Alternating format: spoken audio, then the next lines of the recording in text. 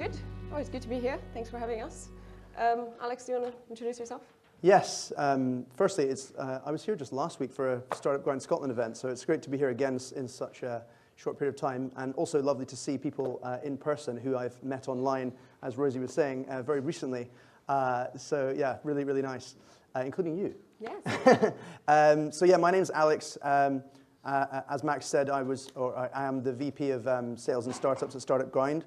So I guess what that means is, as Max alluded to, we are I would say like one of or the biggest startup community in the world. So obviously we're talking about that today. Hopefully I can kind of explain some of what I think that means, and then I'd love to get your input as well. Sure. Our goal really is, we are predominantly an event-driven community.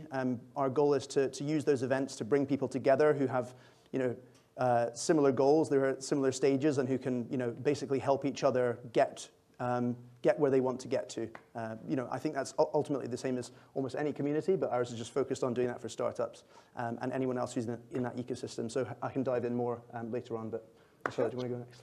Yeah, sure. Just to give a quick background on my experience building startup communities, I spent, as Mike said, the last 6 years building a co-working community in South London. This is actually my last week there, so just closing that down. And then as a spin-off of that community, I'm running a cohort-based course called Fundraising Bootcamp that helps startups raise investment from venture capital, which is something I started with the founder of the co-working space. And that is a bit of a gated community, a bit different than a lot of startup communities that you see, very different from Startup Grind in that sense. But basically, I've been a founder in the past, so I think I've spent the last 6 years trying to build the community that I didn't find when I had my own startup. It was very early days of the ecosystem back home in Brazil. There was not a lot going on. There's no mentorship, no successful entrepreneurs, no one to talk to. And I think I've spent the last, I think it's become my mission career-wise to just build the startup community that I didn't find before, make sure that the founders have the support that I didn't have. So do you want to try and define what a startup community is? Yeah, I think it's a broad term, I guess, in a sense. Like, ultimately, I think a community is probably to me is I think as I sort of mentioned, a collection of people who are trying to achieve a similar or related thing, and each of whom can, in a sort of many-to-many format, help each other get there faster. So to me, a startup community should be keeping that in mind in an ideal, in an ideal world. I think there are lots and lots of different ways of doing it, which I think is kind of part of what we're going to get into. Is like you've kind of maybe run more specific, as you said, gated, time-bound communities. Mm-hmm. Startup Grind is predominantly an open-ended, non-time-bound, very kind of inclusive global community. And I think that has had its downsides and challenges for us. So we've done kind of mini sub-communities within that have operated slightly differently. So yeah, I don't think there's any one right way to do it, but that's ultimately what it is to me. I agree. I think what you're saying about different ways of doing startup communities is precisely the way I see it. As long as I guess the goal is to tap into the potential of bringing entrepreneurs, bringing founders, or C-suite executives inside startups together, because I think in my experience, I'm sure you're going to agree, it's very lonely to be a founder. There's not many people that you can talk to. You're not going to talk to your investors. You're not going to go to them and say, don't know how to fix this, I'm really struggling, just hire this person and it's not going well. You're equally not going to go to your staff, so you start looking horizontally, and I think that's the role of community for entrepreneurs and for startups. That's where we can come in and play a part and support them in finding that support that they're not getting anywhere. Yeah, so I mean, Startup Grind has been around for I think 10, 11 years now. I can again explain a little bit about how it's grown. But the reason I wanted to get involved in it, I've been working at Startup Grind for about 4 years now, and kind of as you said, I think of myself as someone who wants to be a future founder, and I think what better way to give myself the opportunity to do that than to basically learn what founders need by literally asking them and then trying to help them get that. I've always really enjoyed connecting people whenever I'm at an event. I like, saying, or if someone tells me I'm really struggling with this, I just think, is there anyone I know who can help them with that, or maybe anyone I know who might know someone who can help them with that, and I try in some way to connect them. And so as someone who wants to be a future, or who wants to be a founder and who loves connecting people, working at somewhere like Startup Grind really, really appealed to me. So I think, as you're saying, what I've learned is that being a founder is an incredibly, or can be an incredibly lonely journey. And it's very, very complicated and very hectic. So if, our goal is really just to try and make that a smoother kind of, if possible, smoother journey where you're kind of helping them de-risk certain elements of that. But I think, just in terms of how startup communities might be different, I'm kind of curious to understand from your perspective, what have you found? I mean, have you worked in non-startup communities, and how have you found working at, do I call it Tomorrow or TR? Tomorrow. Tomorrow, okay. Tomorrow, and also the fundraising bootcamp. How have you found them different to others? I don't have any experience building non-startup communities, okay. So it's been almost 7 years of just doing that. What I will say though about startup communities is you're tapping into a crowd that is extremely busy and has already so much to juggle, so much to deal with, and they're constantly dropping something. And for us as community builders, I think we have to be very aware that there's, that time is very precious. So if you want them to come and spend time in your community, to engage with that community, to give to that community, you're going to have to make sure that you're generating a ton of value because, there's so much noise already. And obviously, I think with startup communities, there's a million of them. WeWork is out there saying that they're building tech communities, which I'll disagree massively. So there's millions of those. So how do we make sure that we're actually generating value, creating value for those startups, and that every time they come into this community, they're getting something that is actually going to, in some way, advance what they're doing. Yeah. So can I come to this community and get an introduction to someone, an introduction to an investor, or an introduction to someone that I could hire, or can I get a commercial deal, or what can I get out of this community that is going to fast forward what I'm doing? So that I don't, I can either make less mistakes or I can just move faster. So I think that's very, again, I don't have the experience of building other types of communities, but in that sense, I think startups are very particular in the engagement that founders and people inside, first hires of startups are able to give just because of a lack of time and the intensity of the early days of a startup. Yeah, I think just to kind of, I guess, add to that, what we've found, Startup Grind again is I would say it's an industry agnostic community. It's not necessarily stage agnostic. It focuses on early stage companies. So that's anyone who might have an idea or want to have an idea or is in an inception stage, has raised a pre-seed round, seed round, and then to some extent Series A. Anyone beyond that tends to be someone who comes and kind of gives back to the community because they're, an experienced person. So Nick at the back obviously runs Startup Grind. Scotland and here have a lot of great local people coming in who have, I think we had the former CEO of Skyscanner coming in last week. So those are kind of the people who come in and speak, but they're much, much, much, much later stage.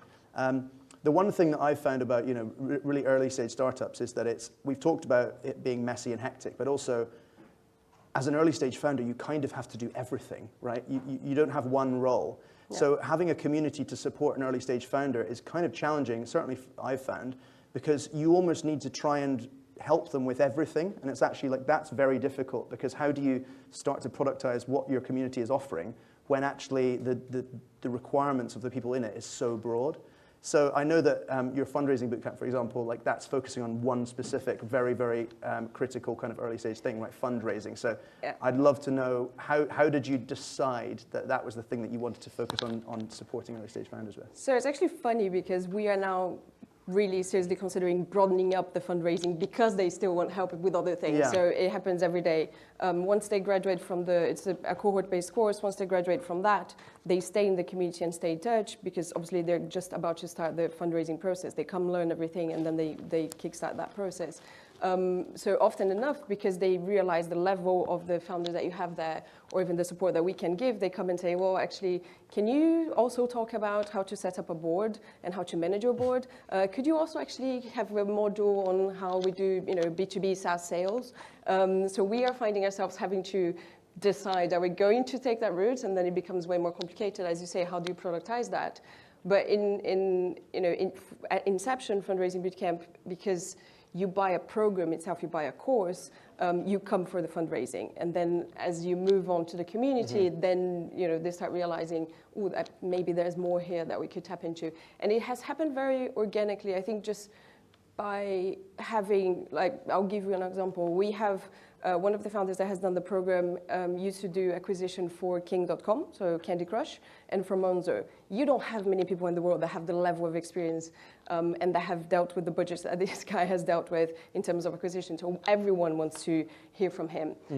How will I say, no, we only talk about fundraising here and not put this guy in front of everyone? It's a lost opportunity. So we're trying to find that balance between fundraising in terms of the program itself, of course, and then, we can offer a few other things on the side as part of the value of the community, and maybe even finding a way to monetize that community, beyond just the program that you buy. It's quite interesting. I guess we're coming into the almost like exclusivity versus inclusivity in communities. So you've maybe started small, specific, time-bound, and we've started broad, generalist, non-time-bound. And I think what's funny is that we're getting pulled in the opposite direction. Yeah. So we're learning that actually it's incredibly difficult to deliver all things to all people all of the time in the early stage startup ecosystem. So, I love talking to people, so I love asking them, like, what do you need the absolute most? And what's difficult, as you said, is that I like trying to solve everything. So I have to actually very intentionally say, okay, that's not the set of things that we're going to focus on for now. And we've been starting to build sort of sub-communities within the broader community. Yep. And I think, part of this, I'm sure a lot of people have experienced the same thing. Because of COVID, we pretty much were forced to take what was an in-person, event-driven community into an online virtual community. And we focused on trying to help, as you sort of alluded to as well, with fundraising as like a initial thing, making investor introductions and things that came from there. So how are you kind of making decisions about your evolution in terms of, I guess these are like new features for your community, right? So how are you going to decide what's next for your expansion? Well, literally, this is my last week at Tomorrow, the co-working space, which was taking a lot of time. So now that I'm turning just to focus on fundraising bootcamp, there's two things that we're trying to do. One, scale the business model of the business itself, not the community. And then two, how does this community look like in a year? What is it that we're trying to do? And how far do we go outside of fundraising, as we just said? And what's the potential of, it's still going to always be a somewhat gated community. You always have to go through the program to be able to join the community at the end of the day. But we're trying to figure out how does that look like and how, and then I'm tapping a little bit into, DAOs and Web3 and how can we, if we're going to bring people together, talk about other things other than, outside of fundraising, how can we incentivize them to contribute and to engage with the community, and how can they take, some share of that value instead of just giving and getting that value. So it's a big question mark. I don't know yet. I'm still trying to figure that one out, but I'm excited about I guess the crossroads of that. How do you the online, the offline, what you give for free, how you decentralize the value and let others get some of that share. So I'm also interested in knowing with Startup Grind how you are post-COVID, I guess we can start to consider it. How are you going to move forward? Are you going to go back to just the in-person? Did you find something on the digital side of your community that is actually very valuable and should continue? Is there anything in that sense that has actually, COVID has transformed for you and Definitely. You're not going back? Definitely. So funnily enough, we'd had, I think probably like 8 years of only in-person events, and Startup Grind runs about 2,500 in-person startup events a year. So it's kind of crazy. They range from 10 people all the way up to maybe 400 people in some of the bigger cities. And this is in 120 countries. So it's very, very global. But the actual chapter, it's a chapter structure. So there'll be like Startup Grind London, Startup Grind Silicon Valley, Startup Grind Seoul, Startup Grind Madrid, and so on. And we had run, as of beginning of 2020, we had only run one virtual event ever. And that was literally I think in January 2020, we ran a virtual event in Wuhan in China. which was quite fascinating. And So steep learning curve. Yeah, and we went from running 1 to running 242 in April that year. So we went literally from 1 to 242 virtual events in a month, which was kind of crazy. And then since then, we've evolved a lot in terms of how we run those events, in terms of conferences, summits, and individual chapter events.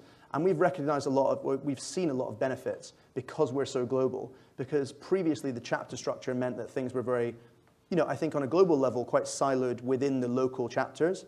But what we started to see was, I think I heard a story just to make it, specific. I spoke to someone from Lisbon, kind of randomly, who said, I just looked online and saw your event in Startup Grind Islamabad the other day, and I thought it was fascinating, so I joined. And I just thought that was incredible, that people were, they would never have known about that event before. So our chapters started to kind of overlap and then even work together sometimes. And they, Tel Aviv and London said, hey, like in London, we've got an Israeli startup founder, we'd love to run a co-event. So we started running those together. So I think we have been able to make it more of a globally inclusive community, I think, with the sort of advent of learning about virtual. And to answer your question, I guess specifically, now that we're coming out of COVID, touch wood, hopefully we are, I think what we're going to try and do is bring in some elements of hybrid, so that when we run large conferences, like we're running our global conference in Silicon Valley in a couple of weeks' time, we are going to have an element of it that is online. So some of the things in person will be shown in the online conference. And that means that people who can't physically travel can still take part in the event, which I think is really cool. I don't think there's a right way to do it, but certainly that's what we're trying. I find it fascinating, though, that the community takes different shapes depending on what people are actually, it's not us defining where the community goes. Many times is, people will themselves crave something and shape their community in a direction that we didn't necessarily think about. Well, the key then is listening, right? Like exactly, you have to keep your ear open all the time. Yeah. One of the things that has happened recently with our community is we do these, so it's, we bring them together every 40 days. We invite all of the founders for cross-cohort catch-up calls. And then in one of those, one of the founders messaged me on the side at the back of one female founder introducing what she does. And he messaged me on the side and said, can you introduce me? Can you put me in touch with her? I said, yeah, of course, can. And actually they do, both are building SaaS businesses that they're not competing, but they're somewhat, they have similarities. And basically he decided to invest in her. So now the community is investing in another startup within the community, which is something that obviously, we love, but we haven't anticipated. We didn't think it would happen, or at least not that quickly. So I love, it just fascinates me to see how it communities shape up in the way that people want them to go in the direction that they want them to go. Yeah, we just to, I guess, build on that again, we've also learned that I guess talking a little bit about what I mentioned earlier with the creating sub-communities within our overall community, we launched a virtual kind of gated startup community right at the beginning of COVID as well. So what we ended up doing was sort of the best companies from across those chapter events that we're running across the world, we either had them apply or we invited them to apply to this community online, and essentially we then provided a specific set of benefits. It still wasn't really a time-bound community, but it did have a kind of a gated element to it. And we found that has enabled more collaboration across the world. So, people are starting to build relationships with other startup founders, irrespective of what chapter they came from, through this virtual community. And then out of that spun, a learning that people wanted to connect, still, even though they were early stage, a fintech company wanted to speak to other fintech companies, obviously, right? So we used the playbook of Startup Grind London, Startup Grind Madrid, and so on, the geographical-based chapters, to create industry chapters, which we could only really do online, because then if we create Startup Grind Fintech without that, it's Startup Grind Fintech London. Whereas if we create Startup Grind Fintech online, it means any fintech company from any chapter in the world can kind of join that. So I think that's something that we've started slowly on, because we want to do it right, and then we're probably going to expand it. So that was another learning, is getting more specific. And more kind of gated, but still, enabling that kind of inclusivity across the world, which is quite. How do you find, Alex, that you were saying, founders are super busy? So how do we encourage them to give back to the community, to put some time into that community, and not just go there to take value? How do we get them to contribute? It's a really hard one, I think.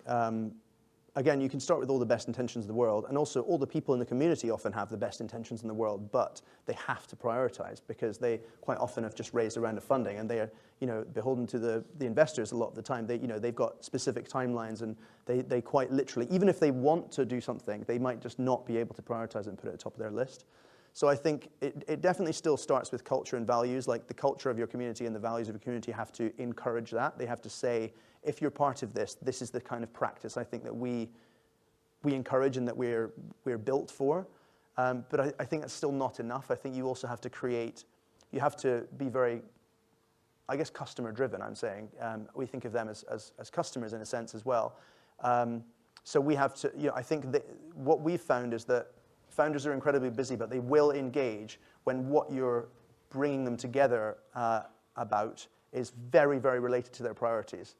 So you've got to understand what are their priorities and connect people who have the exact same priorities at the exact same time, because people are thinking not 3 months out or 6 months out, they're thinking next 30 days or next 10 days, right?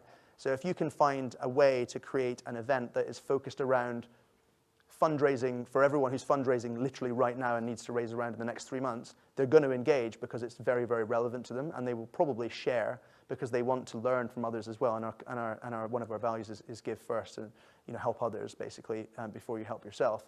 So it's like a combination of the two, I think. Timing with startup founders is super key. Often enough, we see, if I talk to a founder about fundraising and they will fundraise in 6 months, they still don't give me the light of day now. It's like, I still need to figure out, 1,000 other things before I can even think of fundraising. But yes, I will do it in 6 months. And then the week before they are planning on starting to fundraise, then that's a relevant topic for them. But I do think that we're quite lucky in a sense with the tech industry because there is a very strong culture of sharing and helping, which I think is different in other industries. If you go to other industries, I don't think you're going to find people as willing and naturally willing to give as much as you're going to find in the tech industry. I think there's an element of I've made it, so I need to, I need to give a leg up. Or even if you haven't made it yet, somebody has helped you in some way before in that journey of yours, so you're kind of always willing to make an introduction, give access to your network, pay it forward. I think the tech industry has that, which I think is something that we can for the good and for the bad, sometimes rely on. For the bad, because sometimes we rely too much on that, on them just being willing to help.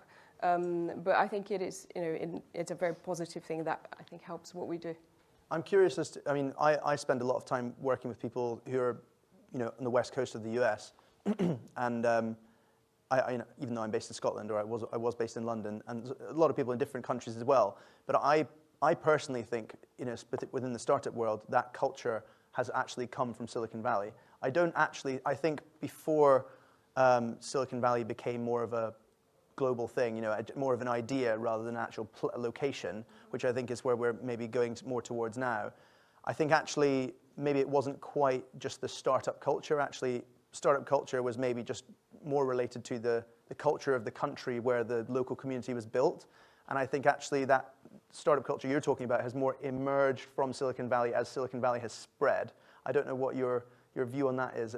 Obviously you ran, I think it was it a London-based community or a UK-based community? South London, hyperlocal for tomorrow. And then now Fundraising Bootcamp is global. We have founders from 23 countries, mostly European countries, but yeah. I agree. I think we are benefiting. That culture has traveled, but I think we're still early days of a lot of that. I think the US is way ahead in that sense, just because I think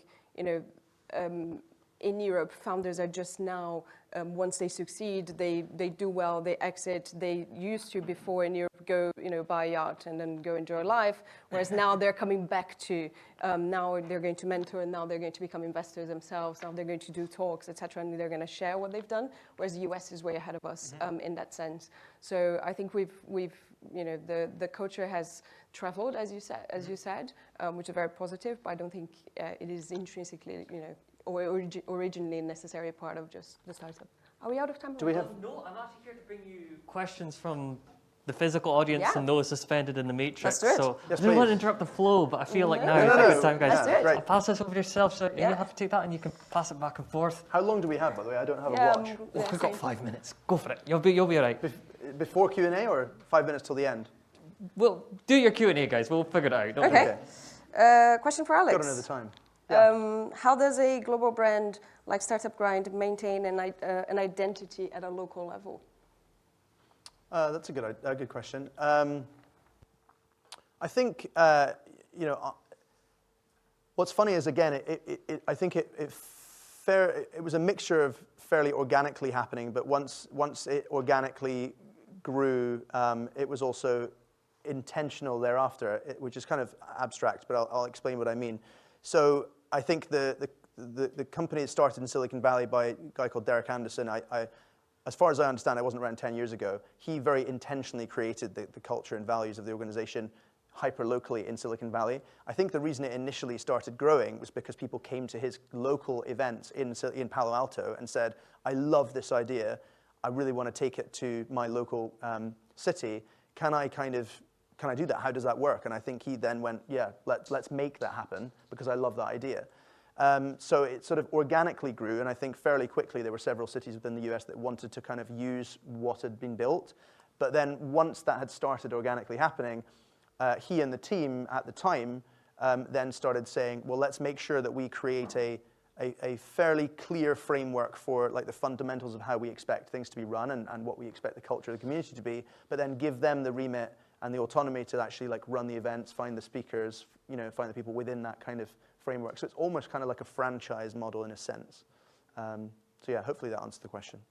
Yeah, I think it does. There's one question that was actually on the list that we put together. So what makes us optimistic for the future?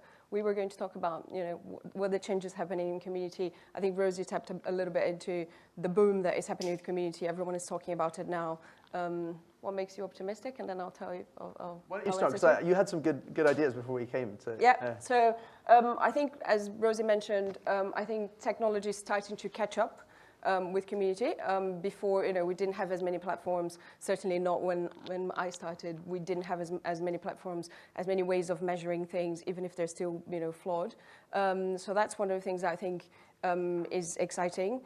Second, I think Web3 DAOs, the possibility of distributing value in the community is something that is super exciting for me, at least, because I think before I always felt like I'm asking people to contribute to the community because of sense of ownership, sense of belonging, and yes, they do get value out of that, and I do truly believe deeply in that value. But I also find that the upside, the monetary upside, always stays with whoever is behind that community. So I think Web3 gives that potential, or at least something for us to consider and think about. I love the fact that venture capital is waking up to community as well. Something we spoke a little bit about when we were discussing the talk today is VCs are finally looking at startups that have community or community-led startups for the potential that they have. So the network effects, the fact that your community can tell you which features they're looking. If you're building SaaS, they can tell you which features you should be building, which what things they use, what they don't use, what they don't need, and that can advance things, and make sure that you're building a product that is actually has market fit. So those are the things that I think I'm quite excited about. I think there's so much potential, as Rosie said, so much for us to still figure out. But I think those are some of the things that I'm hopeful for. I think on the Web3 point you made, I think probably the thing that I'm most fascinated about is just the concept of community ownership. A lot of what Web3 enables, and I think there's going to be a talk later on about DAOs.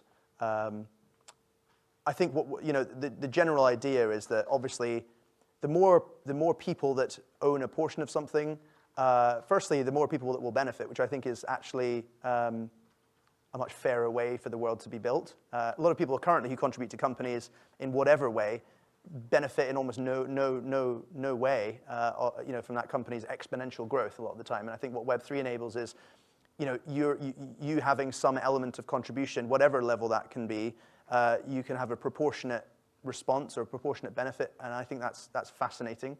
So I think community ownership and community governance of organizations is fascinating to me.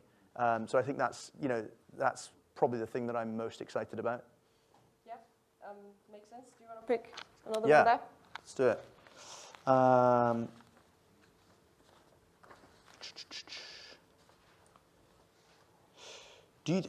Here's one.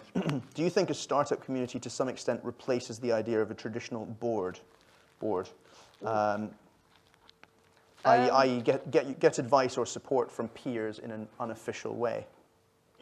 Quite like that question. I think that's a good question. I think no, in terms of basic structure, you're never going to replace a board just because that's the nature of getting capital. It's going to come with a board. So I don't think you're going to be able to escape that and say no, I'll skip the board because I have I have a good community that's going to advise me. I don't think you have much of a choice as a founder. You will get a board at least if you raise capital. But I do think that it's more the idea of mentorship shifting from people that are necessarily more experienced than you and starting to look at, it's equally valuable to have people that are at the same level as you.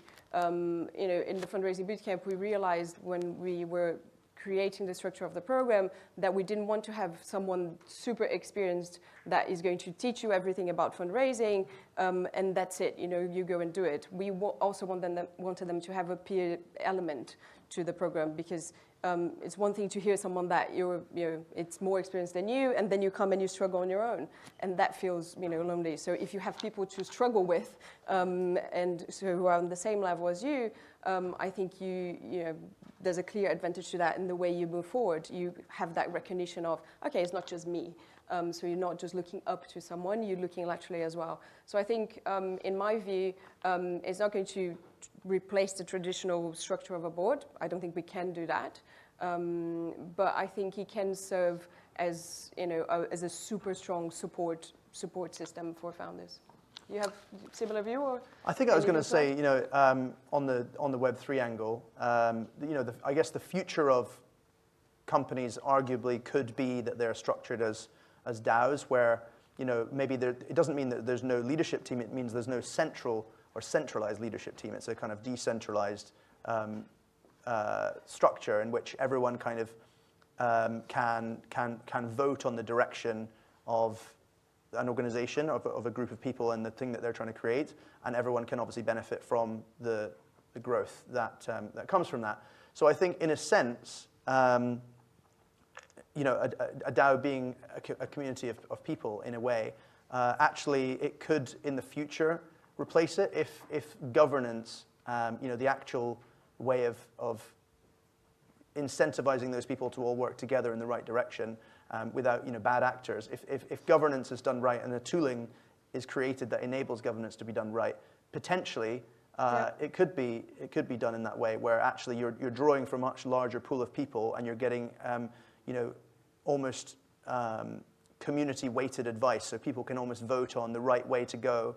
And because you're asking more people, potentially you could argue that it might be a better decision if it's done in the right way. That is a very good point. Yeah. So but obviously a lot of that is very potentially very far in the future, a few years down the line. So. Yeah, and I guess how is capital going to play a part there? Are you going to productize, tokenize the community in a way that you're going to attract capital that way? Because once you bring institutional structured capital in the form that we know right now as VCs, then I think the governance is going to be hard to keep decentralized governance. Yeah.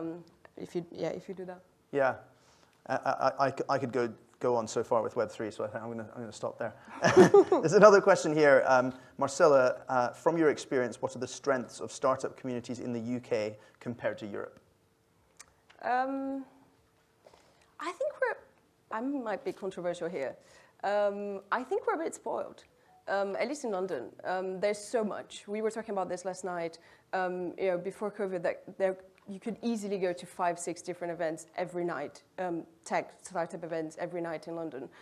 So there's a lot of mentorship, there's a lot of programs, there's loads of co-working spaces, there's loads of communities. There's always someone that is willing to talk to you. So I think what I see when we do fundraising bootcamp in person in like Central Europe or in Scandinavia is that they are behind in that sense. There's way less in that ecosystem for them to tap into, which in a funny way, I think plays somewhat in their favor. They are way hungrier than I sometimes feel. We are in London. I think in London we take a bit for granted. I say London, I mean, I know that other parts of the UK are not going to be the same, but my experience in the UK is mostly London in many ways. But, we have Tech Nation, we have, all sorts of initiatives that other countries are behind or, starting to figure out. So I think what makes, it makes it special in a certain way to see the early days of those ecosystems, because those founders are super hungry. And they also, especially if you go to Scandinavia, Jante's rule, they're also super insecure. They don't want to stand out. So they're like, I'm just a little entrepreneur from, Croatia or from Scandinavia, from Copenhagen. And then you look at like, oh, actually you're putting way above your weight. You're doing loads. You have, impressive revenue. You've built something that is really significant. So I think, in terms of strengths, I think that there's a flip side to that. You have the strength is that we have so much to tap into. One of the things we mentioned last night is in Scandinavia, venture capital, they will collude against founders very often because there's so few VC funds and they all know each other. There's 3, 4, 5. They are going to, pick up the phone, agree on a maximum valuation that is not going to work in the favor of the founder. Whereas, in the UK, that is not going to happen. You have so much, it's such a much bigger ecosystem that those things are not going to happen as often. So I guess that would be a strength. I think also on local startup communities, worth mentioning. The event I was at last week, Startup Grind Scotland. Nick and Dec and the team got 20 startups from Scotland approved and funded by the government to go to Silicon Valley as part of our conference and just kind of take part in the local ecosystem there. So I think certainly I would like to, as a proud Scot, also be like very intentional. Even though I'm involved in Startup Grind, actually be very intentional in terms of like what that trip looks to get and learn from Silicon Valley and take back here. Because I think, as you're sort of saying, there's a lot that we can probably learn from ecosystems that have done really well. And I think even Edinburgh can learn from London, because London, maybe 10 years ago, was nowhere near where it is now. Yep. But it's incredible, as you're saying. So I think it's very important to learn from communities and ecosystems that have done it well, and then maybe put your own spin on it. That's a very good point. Always, look to the ecosystem that is a few steps ahead of you, and see what you can take from that. Yeah. I think that's probably a good place to finish. I'm hovering here in a very sort of sinister fashion. Everyone, please, a huge hand for Alex.